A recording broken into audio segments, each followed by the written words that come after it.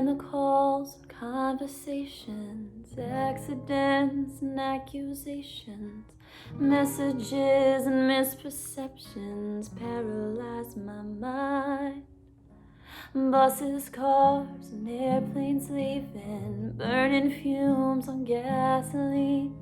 Everyone is running, and I come to find refuge in the easy silence that you make for me. It's okay when there's nothing more to say to me, and the peaceful quiet you create for me, and the way you keep the world at bay for me, the way you keep the world at bay for me. Monkeys on the barricade are warning us to back away. They form commissions trying to find the next one to crucify. Anger plates on every station, answers only make more questions. I need something to believe in, breathing sanctuary in the easy silence to make for me.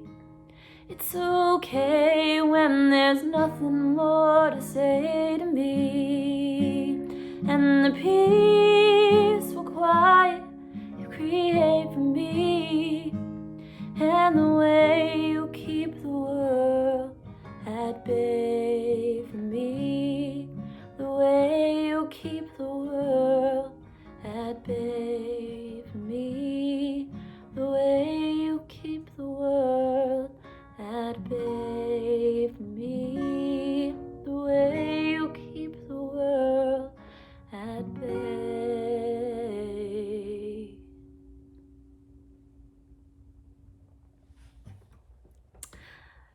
I find that music is my form of prayer. It makes me feel alive, and especially that song.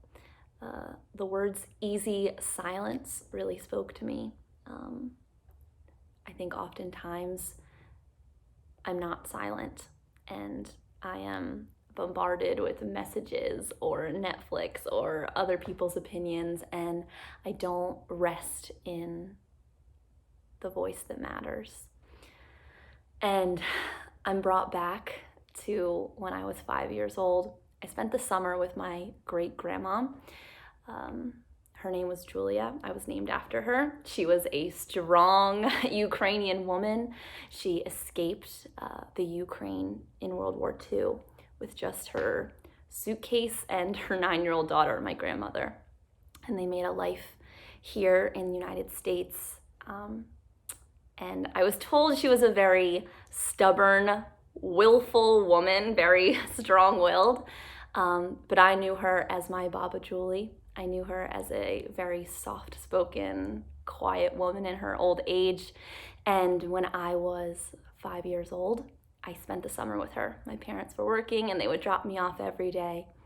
And we would sit outside and we would garden. She had an amazing garden. And she had a beautiful blackberry bush in her backyard. And at lunch, she would bring a big bucket over and say, "We're gonna go pick these blackberries." And I would sit with her and we would pick them, but she would pick one, give it to me, pick one, give it to herself, pick one, put it in the bucket.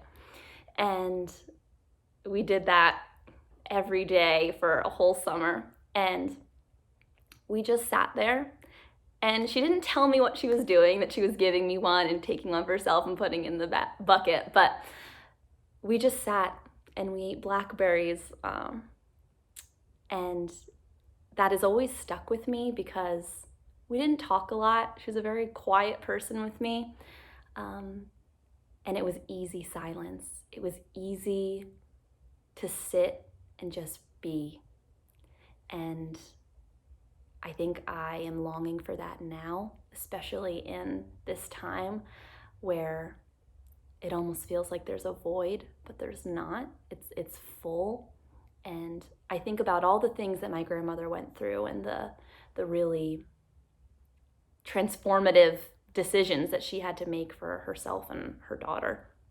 And how after all that, she could still sit with her great granddaughter in the backyard and eat blackberries on a warm summer day. And I always hold that memory and I always come back to it because it resets me and sets me up and reminds me that silence is okay, and knowing that I need to create spaces for myself. So especially during this Advent season with all of the craziness that goes on with what Christmas can be like, I think there's a beauty in the waiting and the silence that leads up to Christmas. And I think being able to recognize that is something that I'm seeking this Advent season. So thank you everyone for listening, and I hope you have a beautiful Christmas. Thank you.